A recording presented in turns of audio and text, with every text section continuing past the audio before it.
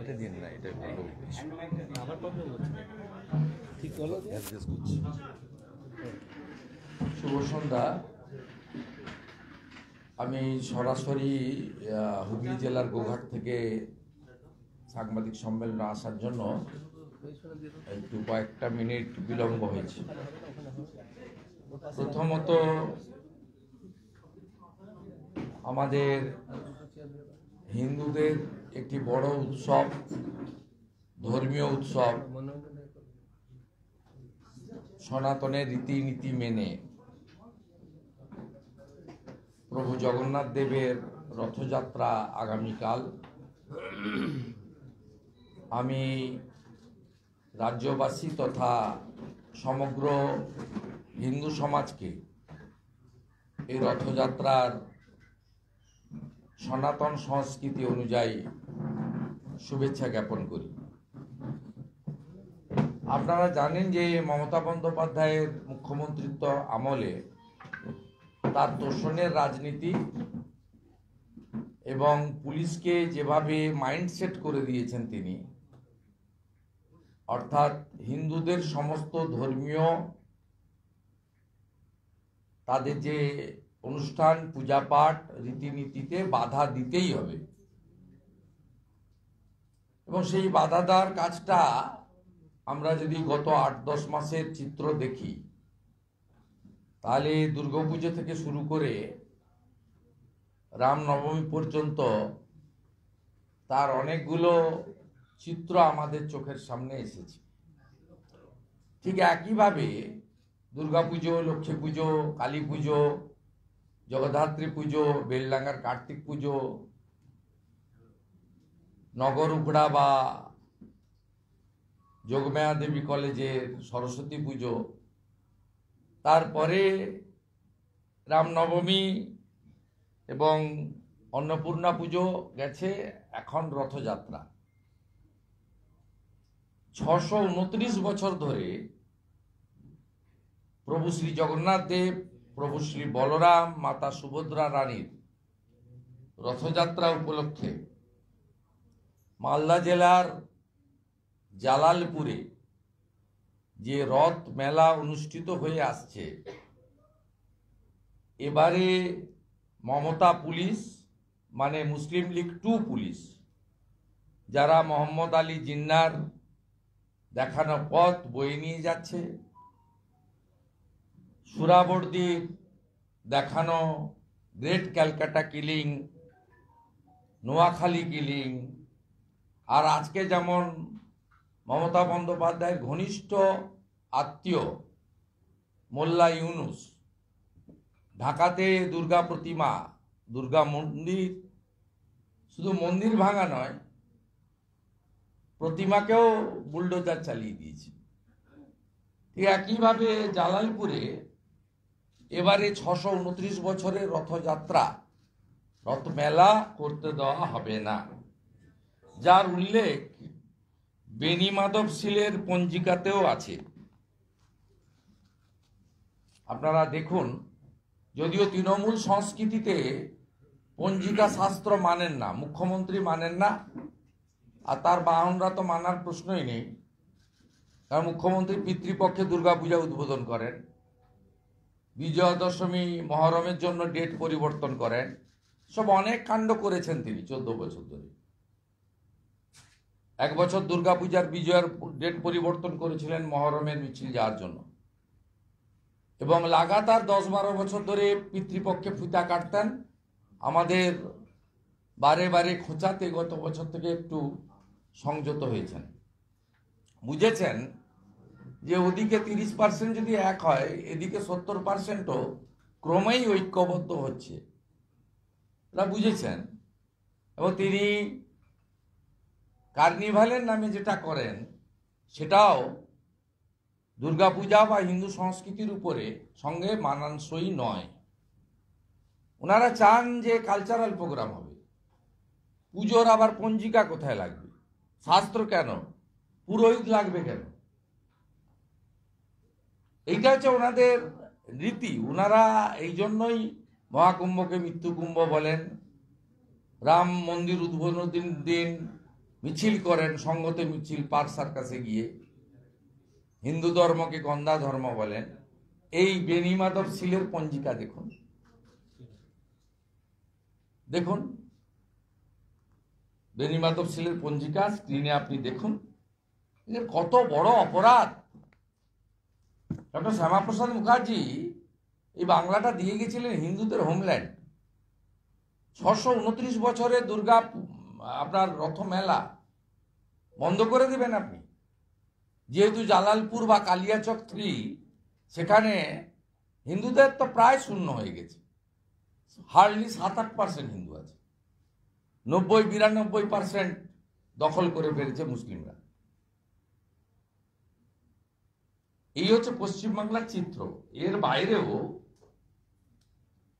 উলবেড়িয়াতে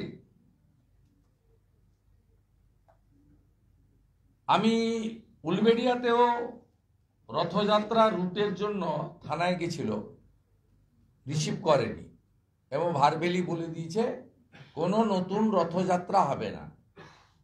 তো দীঘাতে যেটা হচ্ছে, বাজনা বাজাচ্ছেন আপনারা, ওটা কত বছর ধরে চলে আসছে। উলবেড়িয়ার রথযাত্রার অনুমোদন দেওয়া যাবে না। আমি এই দুটো ক্ষেত্রে আমার জালালপুরের হিন্দু সমাজ এবং উলবেড়িয়ার হিন্দু সমাজকে আপনাদের মাধ্যমে বলবো, কালকে আপনারা রথ মেলাও করবেন, রথও বের করবেন, শুনবেন না। আপনাদের যদি গ্রেপ্তার করে, জামিনে মুক্ত করা, জেলে থাকাকালীন আপনাদের সংসার পরিজনকে পাশে দাঁড়ানো, এই কাজটা আমি বা আমরা বিজেপির কার্যকর্তারা আমরা করব। শুনবেন না।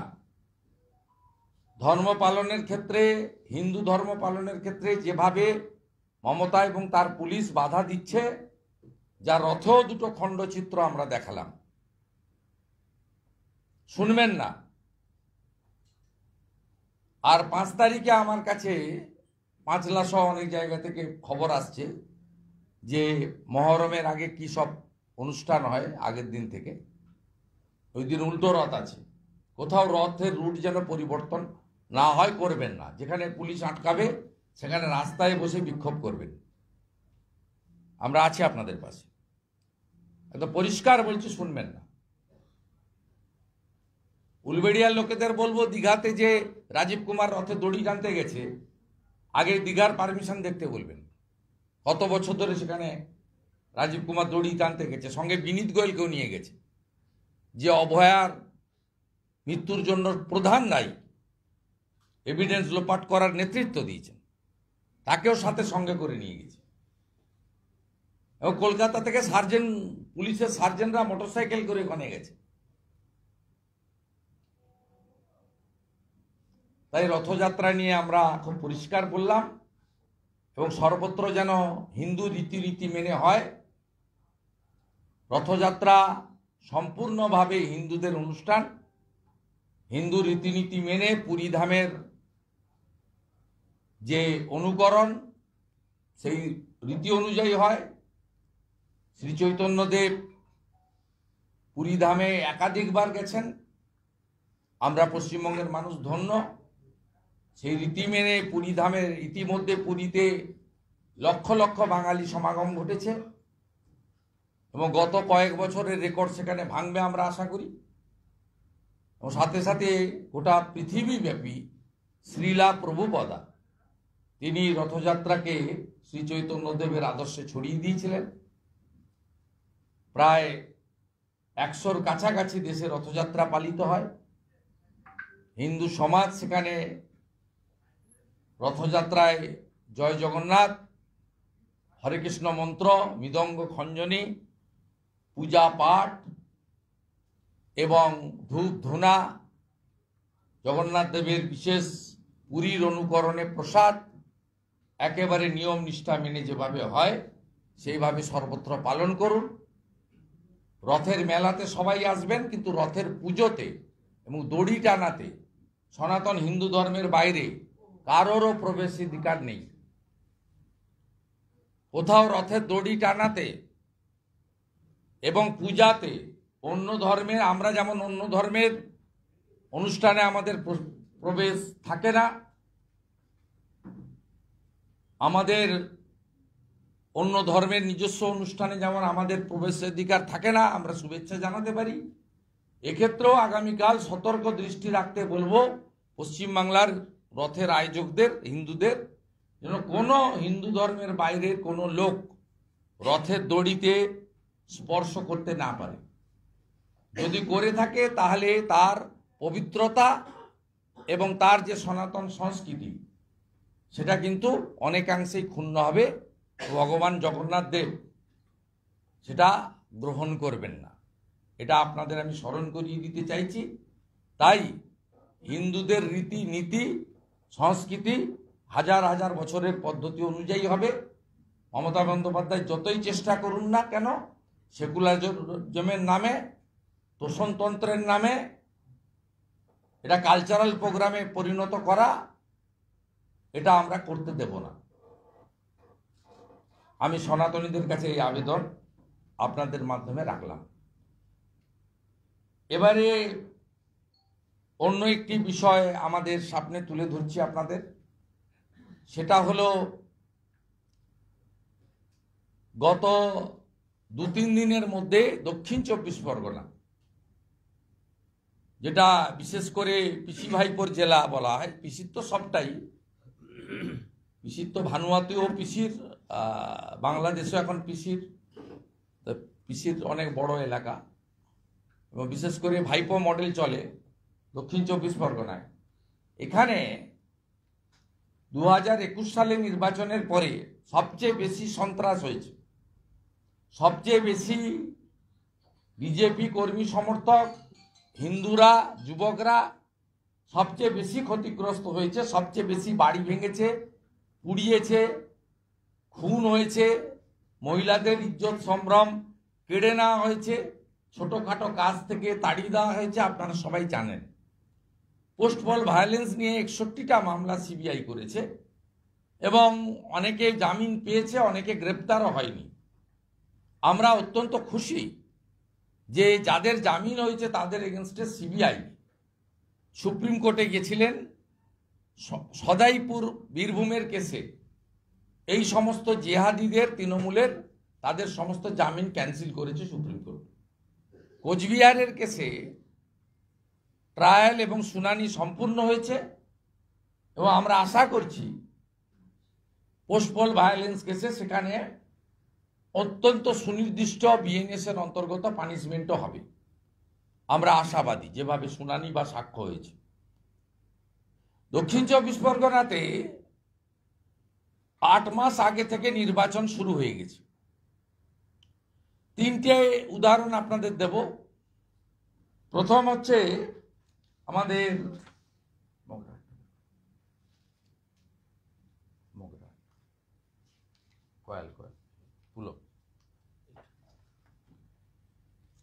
মগরাহাটে আমাদের একজন হিন্দুত্ববাদী যোদ্ধা, নাম তার পুলক কয়াল। আপনারা কাইন্ডলি দেখুন, একে কালকে মেরেছে।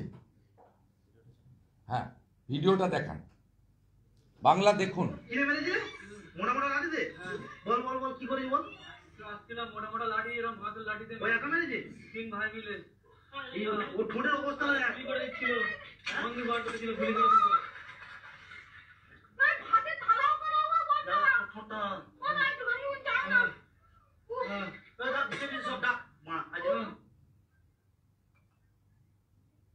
এর অপরাধ হচ্ছে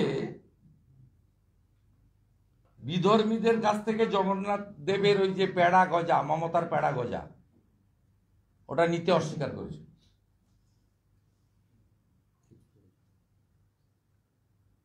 এই পেড়া গজা অস্বীকার করার জন্য পুলক কয়াল, তার মুখের অবস্থা দেখুন।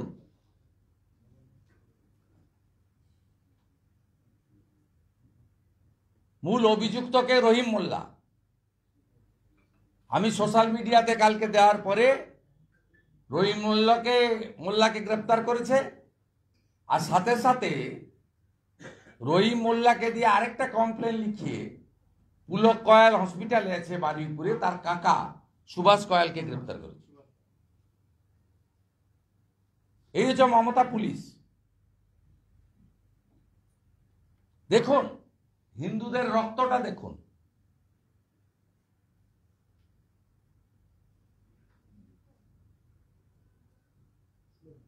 এই হালাল পেড়া গজা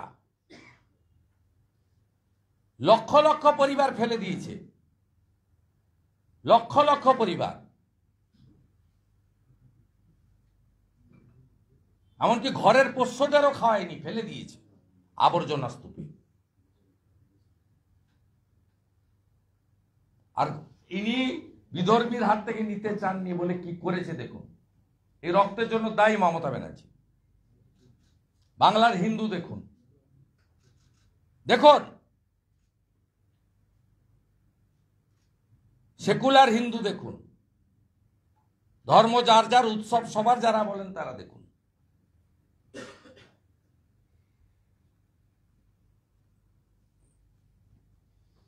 এবং সুভাষ কয়ালকে মিথ্যা অভিযোগে গ্রেপ্তার করা হয়েছে তৃণমূলকে সন্তুষ্ট করার জন্য। আর বিষয়টা নিয়ে আমরা, এখানে জেলা প্রেসিডেন্ট আছে মনোরঞ্জন জোরদার, এবং আমরা রাজনৈতিকভাবে কাল থেকেই বিষয়টা নিয়ে আওয়াজ তুলছি বলে রহিম মোল্লাকেও অ্যারেস্ট করিয়েছি।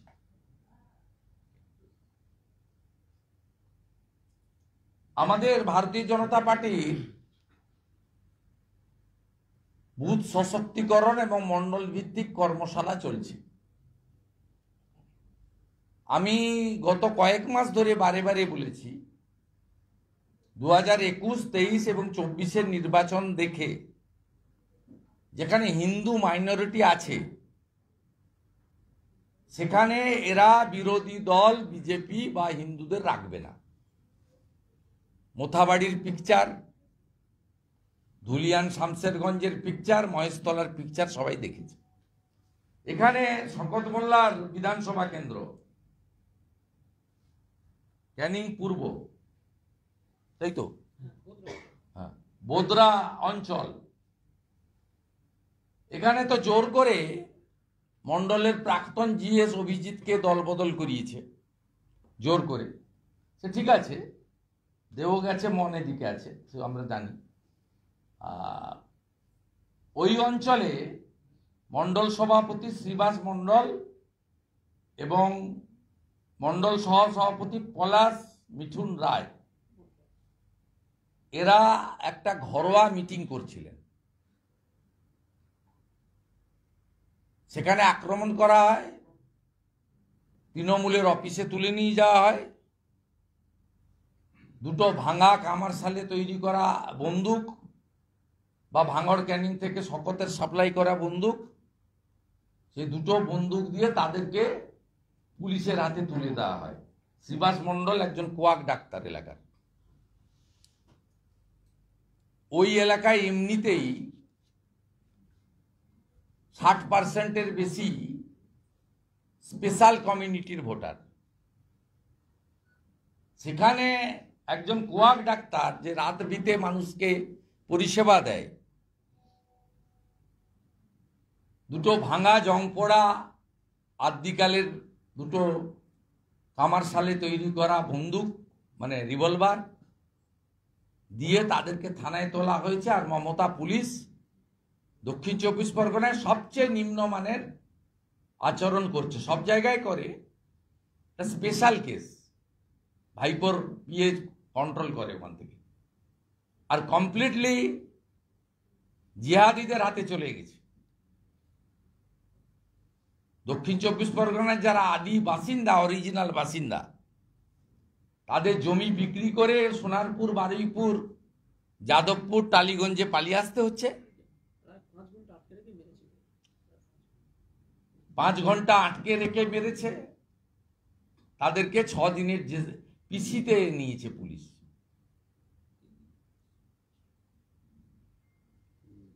আমরা পরিবারকে নিয়ে 6 দিন চেয়েছিল, 3 দিন পেয়েছে। থার্ড ইনসিডেন্ট রবীন্দ্রনগর থানা। সেখানে তোমার কাছে এসছে ভিডিওটা, রবীন্দ্রনগর থানায়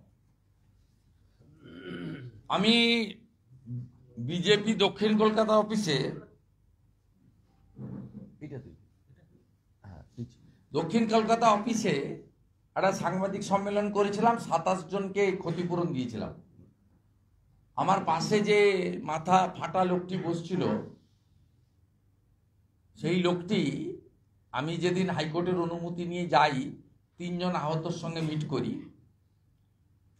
কালকে ওই চিটিংবাজ মমতার ওই কি বলে ওটাকে, ওই ছোড়াটা বড় বড় কথা বলেছে কালকে, তা 3 জন আহতর সঙ্গে আমি মিট করি। মিট করার মধ্যে ইনিও ছিলেন। একে রবীন্দ্রনগর থানার আইসি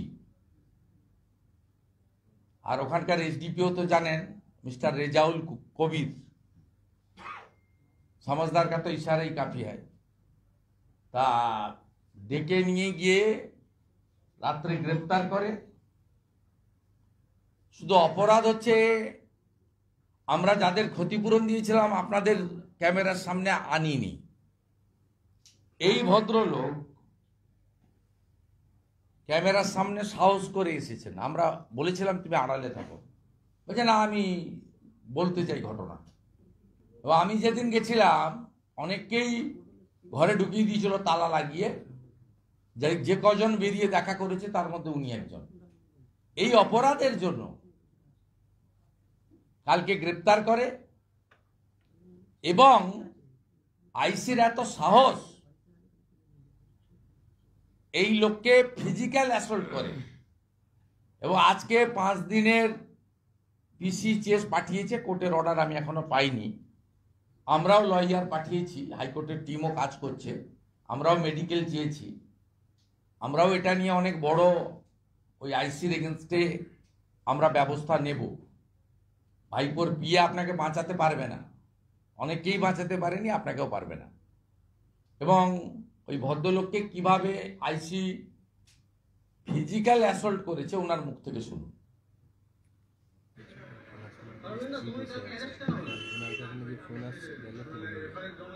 চিনতে পারছেন নিশ্চয়ই, ঢাকুরিয়াতে আমার সঙ্গে ছিল, মাথায় ব্যান্ডেজ।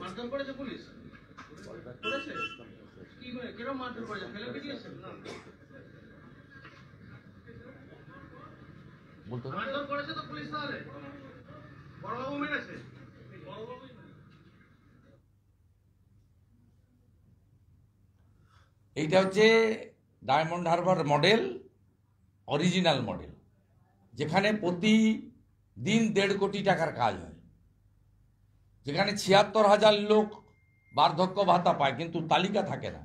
টাকা কোত্থেকে আসে কেউ জানে না, টাকা কোত্থেকে আসে আমরা সব জানি।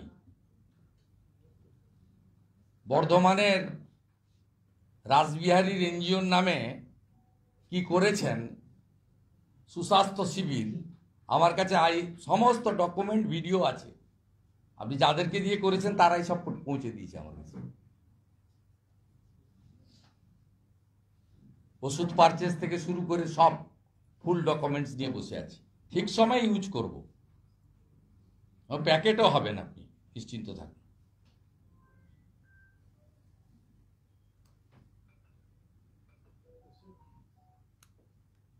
বলছি রথের যে বিষয়টা সামনে আসছে, এবারে দীঘায় করা হচ্ছে, কিন্তু খুব সিগনিফিকেন্ট, গতকালকে মমতা বন্দ্যোপাধ্যায় আপনার বাড়ির থেকে দিনছড়া দূরত্বে কাতি বাস স্ট্যান্ডের সামনে নামলেন, নেমে সেখানে লোকজনকে দেখালেন, তিনি সেখানে উপস্থিত।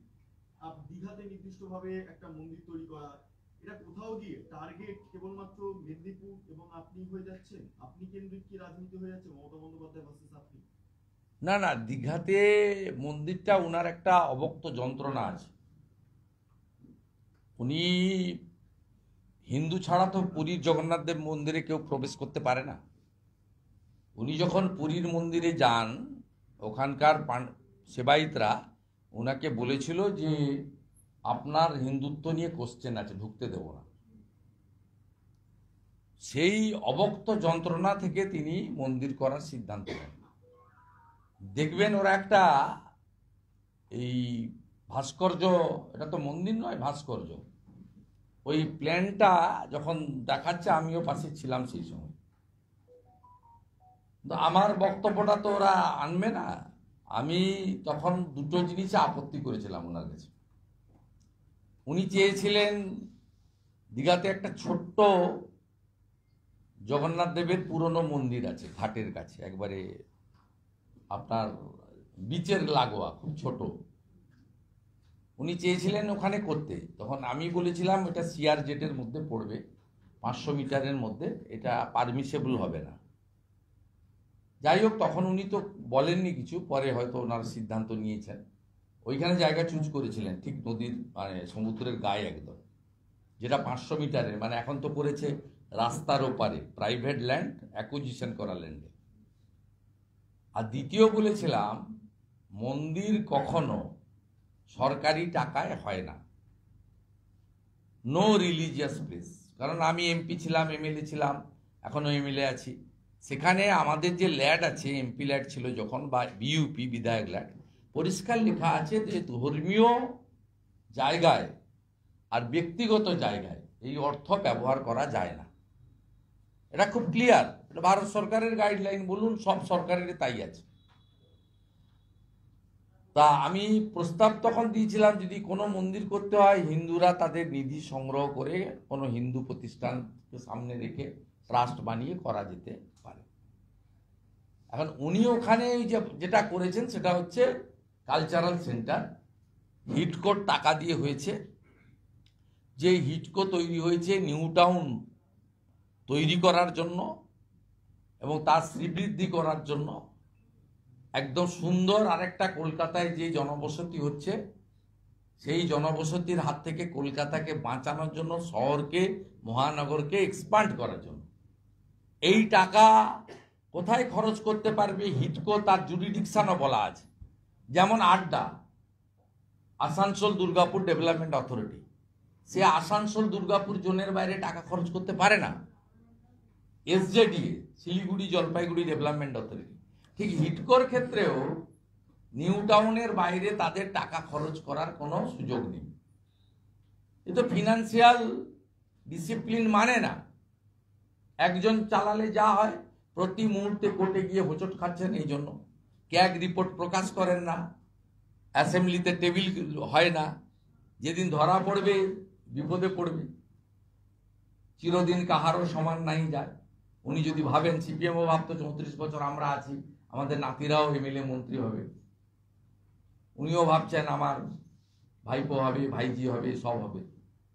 সেটা হবে না, এটা টাইমের পরে চলে যেতে হয়, চলে যাবেনও, সেটা গণতান্ত্রিকভাবেই মানুষ সরাবে। তা উনি হিটকোর টাকা থেকে এটা করেছেন। এটা কমপ্লিটলি একটা ভাস্কর্য কালচারাল সেন্টার, এবং পুরীতে বাংলার সব রিপোর্টাররা গেছেন।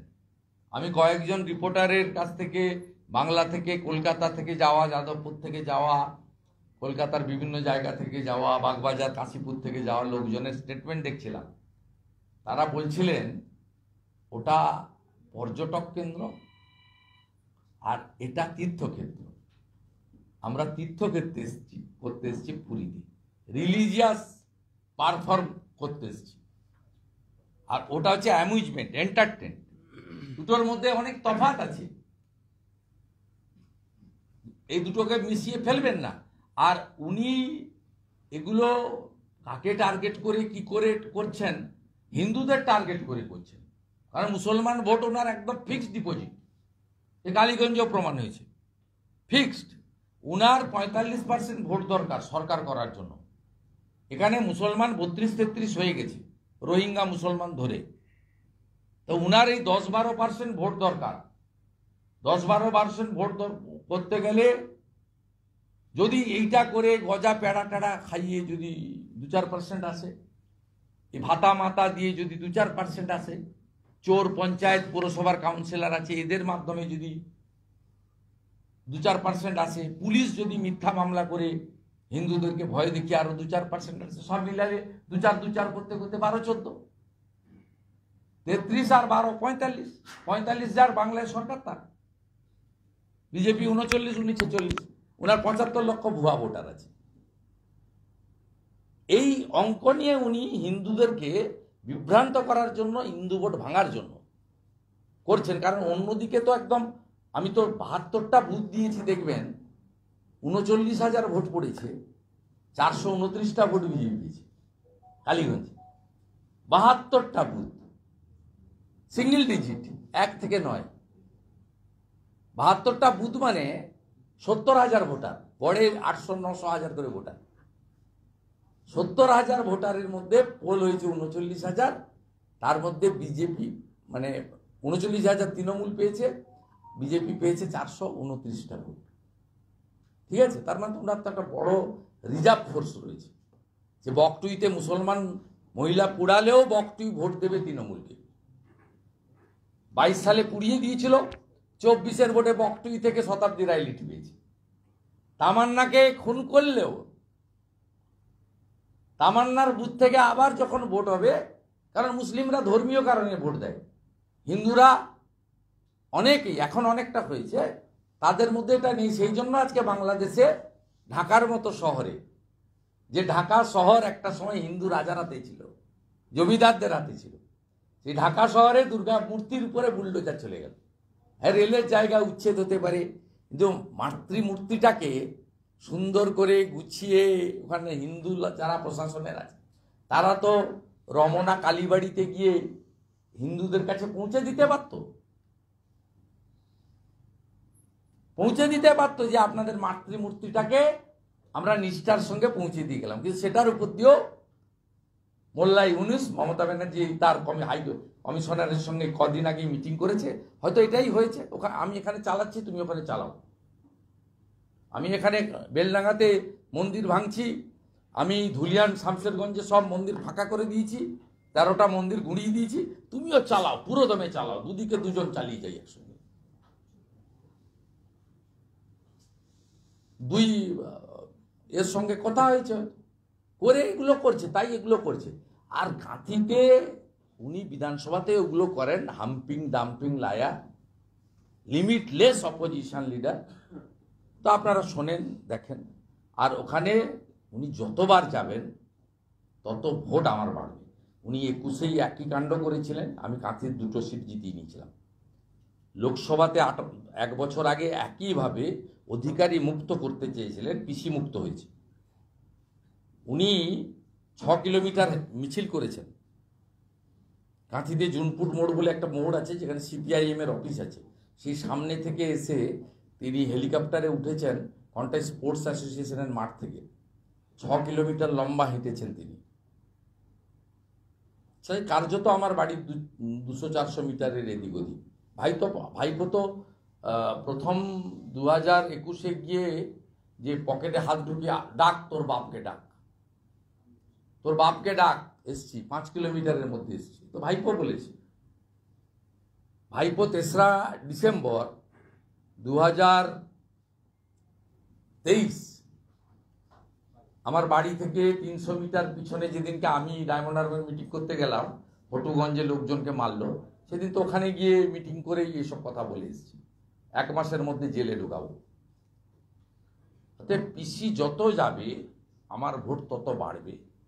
আমি সন অফ দ্য সয়েল, গাঁয়ের ছেলে। আমি চাই উনি যেন মাঝে মাঝেই এরকম করে করেন। 2022 আপনি মাঝে মাঝেই এরকম উনি করেন, তার ফলে আমার 15টাই লিড আছে 16টার মধ্যে ইস্ট মিদনাপুরে, যাতে আমি 16টাই করতে পারি। তার জন্য আমি ওনার সহযোগিতা প্রার্থনা করছি। মমতা বন্দ্যোপাধ্যায় একটা অভিযোগ করছেন যে নির্বাচন কমিশন যে নতুন নির্দেশ দিয়েছে 1987 পয়লা জুলাই থেকে 2004 পর্যন্ত ভোটার তালিকার সংশোধনের ক্ষেত্রে জন্মের দিতে হবে। মমতা বন্দ্যোপাধ্যায় বলছে যে নির্বাচন কমিশন আর এজেন্সির মাধ্যমে বিজেপি বাংলা দখল করতে চাইছে। নির্বাচন কমিশন এজেন্সি, উনি বুঝে গেছেন যে রোহিঙ্গাদের নাম বাদ যাবে। উনি ফলস 50 লক্ষ রোহিঙ্গা মুসলমানের নাম ঢুকিয়ে রেখেছেন। কি করেছেন জানেন? আগে যারা এই ফিট চালাতো ইলেকশন কমিশন অফিসে বসে, সব ক্যামেরা বন্ধ ছিল, 86% ক্যামেরা বন্ধ রেখেছে। হরিবুল করেছে, সিতাই, শীতলকুচি, দিনহাটা। লাস্ট ফেজ যাদবপুরের ফিট ঢুকিয়েছে ডায়মন্ড হারবারে ফিট ঢুকিয়েছে। আমার কাছে ডায়মন্ড হারবারের 500 বুথের ভিডিও আছে। কোর্টে কেস চলছে, আমি ঠিক প্রপার টাইমে দেখিয়ে দেবো কি করেছি। ইলেকশন কমিশন ইলেকশন রিফর্মস করছে, আমরা ওয়েলকাম করছি। তারা গণতন্ত্র বাঁচাতে চাইছে। আমরা চাই এপিক কের সঙ্গে আধারের লিঙ্ক, আমরা চাই বায়োমেট্রিক, আমরা চাই কেন্দ্রীয় বাহিনীকে আই কার্ড দেখার অধিকার, আমরা চাই এআই করে ফটো স্ক্যান করে ভোটারদের আইডেন্টিফাই করে ভোট কেন্দ্রে ঢোকানো হোক। আমরা চাই পোলিং পার্টি কাউন্টিং পার্টিতে সেন্ট্রাল গভর্নমেন্ট এবং স্টেট গভর্নমেন্ট এমপ্লয়ি মিক্স করে ভোটিং টিম তৈরি করা হোক। আমরা এগুলো চাই এবং এটা হলে পশ্চিমবঙ্গে গণতন্ত্র রক্ষা হবে। একটা চিটিংবাজ 7,15,000 ভোটে জেতে, একটা ভেটারেন চোর যাকে পাসপোর্ট কোর্ট থেকে জমা দিয়ে পারমিশন নিয়ে যেতে হয়, যার কালেক্টর ভানুতিতে থাকে, যাকে ইডি 25 বার ডেকেছে, 5 বার ইডি তাকে জিজ্ঞাসাবাদ করেছে, কালীঘাটের কাকুর ভয়েসে অভিষেক অভিষেক অভিষেক অভিষেক অভিষেক অভিষেক অভিষেক অভিষেক অভিষেক অভিষেক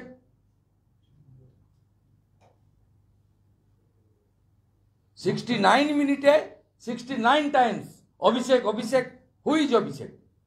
আমাদের বলতে হয়নি, ওর লয়ার সঞ্জয় বসু তিনি করে বলে দিয়েছেন চিঠি করে হুইজ অভিষেক। বড় বড় কথা, সব সেলোটেপ লাগিয়ে দিয়েছিল নোটাতে পর্যন্ত। জাহাঙ্গীর কি করে ফলতায় ভোট করেছে কেউ জানে না, ডায়মন্ড হারবারে কি করে গৌতম অধিকারী শামীম ভোট করেছে কেউ জানে না, মহেশতলা বজবজে কি হয়েছে কেউ জানে না।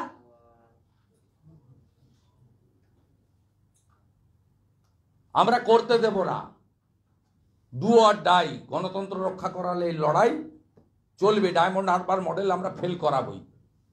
এই যা বলছি যে ভুয়ো নির্বাচন নথির কমিশন কথাই একটা autonomous নির্বাচন কমিশন একটা autonomous body হয়ে ফোকমের মতো একটা উনি কদিন ধরেই কাঁদছেন, কখনো চন্দ্রিমা ভট্টাচার্যকে দিয়ে কাঁদাচ্ছেন, অনেক চিঠি দিচ্ছেন।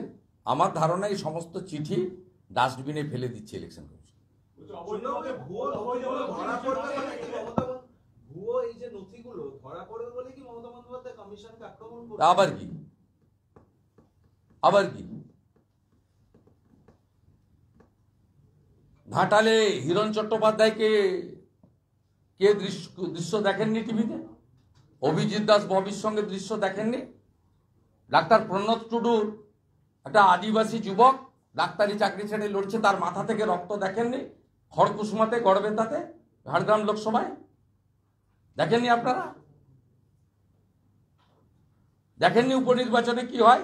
শান্তিপুরে ব্রজগোস্বামী জিতে 60,000-এ, আবার যখন সাধারণ নির্বাচন হয় জগন্নাথ সরকার জিতে 30,000-এ, মানিকতলা সিট 3,000 ডিফারেন্স। আর সেখানে এমন ঘটনা ঘটে গেল 3 মাসের মধ্যে 60,000 ভোটে সুপ্তি পান্ডে জিতে গেল। মানুষ দেখছে না? এই ভবানীপুর কেন্দ্রে মমতা ব্যানার্জি চিটিংবাজি করে 56,000-এ যেতে, আবার সেই ভবানীপুর কেন্দ্রে 9টা ওয়ার্ডের মধ্যে 5টা ওয়ার্ডে বিজেপি লিড নেয়, 7,800 ডিফারেন্স হয়। সব ওয়ার্ডে হারতে হারতে যায়, 77 নম্বর ওয়ার্ডে চেতলাতে গিয়ে ওনার বিশেষ কমিউনিটি আছে, তারা ওখান থেকে 17,000 লিড দিয়ে দেয়। দেখছে না বাংলার লোক এগুলো? বাংলার লোক দেখছে না? জাভেদ মুন্সি, সাদ শেখ, আজাদ মল্লিক দেখছে না বাংলা? চোখের সামনে দেখছে তো, ভাষণ শোনার কি আছে? এখনো যে 15-20% বাঙালি হিন্দু ভয়ে হোক, ভক্তিতে হোক, প্রলোভনে হোক, চাপে হোক ভোট দিচ্ছেন, নিজেদের ক্ষতি আপনারা নিজেরা করছেন, নিজের ক্ষতি করছেন আপনারা। বাংলাদেশের হিন্দুদের দিকে তাকান, তাদের দুরাবস্থা দেখুন, আপনারা ভাবতে শিখুন। বাকি আমাদের কাজ আমরা করে যাব, পরিষ্কার কথা। এই জিনিস সকলে মেনে নিতে পারে না। আমি মুকুল রায় নই, আমি রাজীব ব্যানার্জি নই, আমি সব্যসাচী দত্ত নই। আমি শপথ নিয়েছিলাম সিপিএমকে সরাবো। নন্দীগ্রাম না হলে জীবনে মমতা ব্যানার্জি মুখ্যমন্ত্রী হতে পারতেন না। আজকেও বলছি, হিন্দু বাঁচানোর এই লড়াইতে আপামর পশ্চিমবাংলার হিন্দুদের আমি সহযোগিতা প্রার্থনা করব। নিজের বুথ দুর্গ বানান, ধর্মরক্ষা কমিটি করুন, সব হিন্দুকে এক করুন। আমরা হিন্দু বাঁচানোর, হিন্দুদের দেবদেবীকে বাঁচানোর, হিন্দু ধর্ম বাঁচানোর, বেদ উপনিষদ গীতা রামায়ণ মহাভারত সংস্কৃতকে বাঁচানোর জন্য আমরা যা করার, আমার তুলসী মঞ্চকে বাঁচানোর জন্য যা করার আমরা নিশ্চিতভাবে করব। কিন্তু কিন্তু ভোটারদের আজকেও মধ্যে মমতা বন্দ্যোপাধ্যায় অভিযোগ করছেন যে ভয়ঙ্কর চক্রান্ত করছে বিজেপি এবং অমিত শাহ, নরেন্দ্র মোদী তারা এই অপারেশন চালানোর জন্য আপনাদের নির্দেশ দিয়েছে। এনআরসির থেকেও ভয়ঙ্কর চক্রান্তে বিজেপি নেমেছে। উনি বুঝতে পারছেন যে সবটা স্মুথ হবে না, কারণ ওনার তো নিজস্ব একটা ক্যাডার ছিল আরিজ আফতাব। এখানে যেমন ওই একটা ছিল গোপবালা, বড় গোপবালা রাজীব সিনহা, ওখানে আরেকটা ছিল আরিজ আফতাব, 6 বছর ধরে এক জায়গায় ছিল। উনি বুঝতে পারছেন যে সবটা ঠিকঠাক হচ্ছে না। Morning shows the day, smell is very bad. উনি খুব ফিয়ার সাইকোসিসে ভুগছেন। কিন্তু একটা বিষয়, জাহাঙ্গীর, শওকত মোল্লা এরা তো প্রত্যেকেই পোস্টকোড ভায়োলেন্সে অভিযুক্ত, কিন্তু এদের যদি না ধরা হয় বা না যদি এদের নজরদারিত করা হয়, তাহলে ইলেকশন ফ্রি এন্ড ফেয়ার হবে কি করে? লোকের এটাই প্রশ্ন সাধারণ ভোটারদের। দেখুন, এটাও যেমন ঠিক তেমনি মানুষকেও ঐক্যবদ্ধ হতে হবে। এই পরিবেশের মধ্যে দিয়ে দার্জিলিং, জলপাইগুড়ি, বালুরঘাট, মালদা নর্থ, রায়গঞ্জ যেতে কি করে? এগুলো নয় বিজেপি 19-এ জিতেছিল। এই পরিবেশ পরিস্থিতির মধ্যে দিয়ে 22% মুসলিম ভোট থাকা সত্ত্বেও পূর্ব মেদিনীপুরে 2টো লোকসভা জিতি কি করে আমরা? এই পরিবেশের মধ্য দিয়ে ঠাকুরবাড়িতে বিভাজন সৃষ্টি করার চেষ্টা করার পরেও আমরা বনগাঁ রানাঘাট ধরে রাখতে পারি কি করে? অর্থাৎ আপনি যেটা বলছেন এটাও যেমন ঠিক, যারা এই সমস্ত অ্যাডভাইস করছেন তাদেরকে আমি করজোড়ে বিনীতভাবে আবেদন করব, নিজের এলাকায় সেফ প্যাসেজে থাকার এটা সময় নয়। আপনারা হিন্দুদের ঐক্যবদ্ধ করুন। আপনি যদি সত্যি তাড়াতে চান তাহলে ঢাকুরিয়া, বিহালা, টালিগঞ্জ, রাসবিহারী, যাদবপুর, সোনারপুর, বারুইপুর আপনি সেফ জোনে থাকলে হবে না। আপনাকেও কিছুটা দায়িত্ব নিয়ে কাজ করতে হবে। হ্যাঁ, মামলা করবে, 41-এ নোটিশ করবে। কাকে ছেড়ে দিয়েছে? মিডিয়াকে ছেড়ে দিয়েছে? ছাড়েনি। তার মধ্যেও তো লড়াই হচ্ছে। আপনারা ঐক্যবদ্ধ হন। 73% হিন্দু তো এই বাজারে ঐক্যবদ্ধ হয়েছে কালীগঞ্জে। বাংলায় 70% হিন্দু সব কেন্দ্রে ঐক্যবদ্ধ হয়ে যান না। যা দেখছেন আপনারা, দুর্গাপূজা থেকে রথযাত্রা, বাংলাদেশ থেকে মহেশতলা, মালদা, মুর্শিদাবাদ, মহেশতলা, মমতা, এত দেখার পরেও যদি আপনারা ঐক্যবদ্ধ না হন, আমাদের বলার কিছু নেই। না স্টপ। এখানে পলাশের কি আছেন?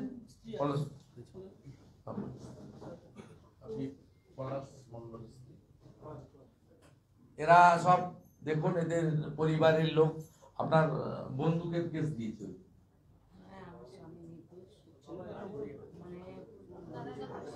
আপনার স্বামী কি অভিজিৎ পাঠাও গে? বলে তাকে এমন ফাঁসিয়েছে আর এমন মারধর করেছে, আমার কোনো বলার আর আগে কোনো কেস ছিল না। আগে কোনো কেস ছিল না। আমার সালে তৈরি 2টো বন্দুক বুঝে দিয়েছে। হ্যাঁ, ইদানি করে 18 থেকে আমার নির্যাতনা। তোর ছেলে কেমন আছে? ছেলে এখন খুব ভালো নেই, হসপিটালে ভর্তি আছে। আমি তো শিফট করতে বললাম, লাগলে ওখানে রেখেছেন কেন? শিফট করে ওই মমতার হসপিটাল রেখেলাম। তো কুকুর, ছাগল, রুগী সব একসঙ্গে থাকে।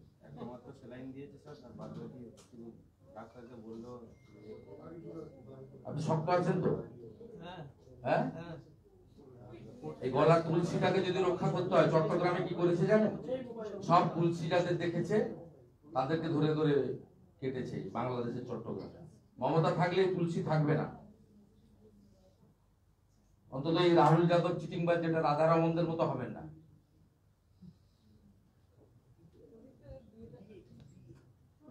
ডিএটা একটু বলবেন। ডিএ তো আজকে লাস্ট ডেট ছিল, কালকে 28 তারিখ। তারিখের মধ্যে তো আজকে সন্ধে হয়ে গেল, এখনো পর্যন্ত আপনার কি মনে হচ্ছে যে যেখানে আগামীকাল যদি ডিএ না দেওয়া হয় আদালত অবমাননার একটা জায়গা উঠে আসছে, কিভাবে দেখছেন? পিএ কমিশনের রিপোর্ট মিডিয়া এবং পাবলিকলি করা এবং রিভিশন পিটিশন করতে যাচ্ছে দুটো পয়েন্টে, রাজ্য সরকার এটা ভাসিয়ে দেওয়া, এগুলোর মধ্য দিয়ে কি আপনার মনে হয়েছে যে সুপ্রিম কোর্টের রায় মেনে নিতে চাইছে? রাতে 12টা পর্যন্ত অপেক্ষা করুন, রিয়াকশন দেওয়ার সময় আছে, রিয়াকশন নিশ্চয়ই হবে। আর উনি যদি ভাবেন উনি যে কায়দাতে পশ্চিমবঙ্গটা চালান ঠিক সেই কায়দাতে সুপ্রিম কোর্টটা চালাবেন, তাহলে খুব ভুল করবেন। আর কয়েকটা ঘন্টা, তো এত উৎসাহিত আর কিছু নেই, কিন্তু থ্রু মিডিয়া বাজারে যেগুলো খাওয়াচ্ছেন গত 2-3 দিন ধরে, তাতে পজিটিভিটি কিছু নেই, সব নেগেটিভ নিয়েই করছে।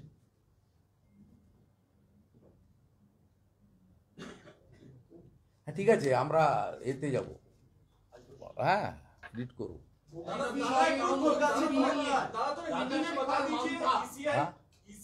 ईसीआई के ऊपर ममता ने आज हमला बोली है। उन्होंने कहा है कि बंगाल कैप्चर करने के लिए ईसीआई ये सब कर रहा है एजेंसी के द्वारा। ईसीआई जो कर रहा है ट्रांसपेरेंसी के लिए, डेमोक्रेसी बहाल के लिए, और देश के अंदर जो घुसपैठिया सीधा सीधा लोकल स्टेट का पॉलिटिकल पार्टी, रूलिंग पार्टी का हेल्प लेकर जिस तरीके से फर्जी डॉक्यूमेंट बना के अपने वोटर लिस्ट में नाम उठा दिया, उसको क्लीन करने के लिए ये बहुत अच्छा कदम है।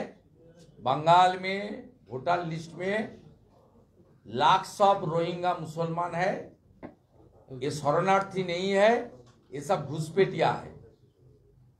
सीपीएम ने चालू किया था, ममता ने उसको और भी अच्छा तरीके से उसका नंबर और बढ़ा दिया। इसलिए ईसीआई का कदम बहुत अच्छा है, और ईसीआई एक ऑटोनोमस बॉडी है, कॉन्स्टिट्यूशनल बॉडी है, उसके ऊपर जो भी इल्जाम उठाएगा उसका आधार होना चाहिए। वो बाकी बात सीएसी ईसीआई को करना पड़ेगा। जो कदम ईसीआई उठा रहा है, बिहार में लिया है, उसको मैं वेलकम कर रहा हूं। बंगाल में इसका बहुत जरूरत है। बंगाल में रोहिंग्या मुसलमान घुसपैठिया के नाते यहाँ आकर फर्जी एपिक कार्ड, फर्जी आधार कार्ड, फर्जी बर्थ सर्टिफिकेट, वोटर लिस्ट में नाम सब किया।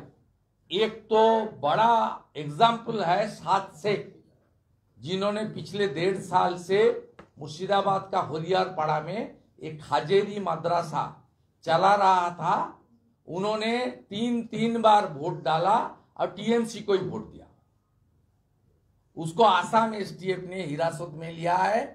उसका क्रिस्टल क्लियर आ गया है, उसका फर्जी आधार है, फर्जी एपिक है, उसका यहाँ रेसिडेंशियल सर्टिफिकेट फर्जी है।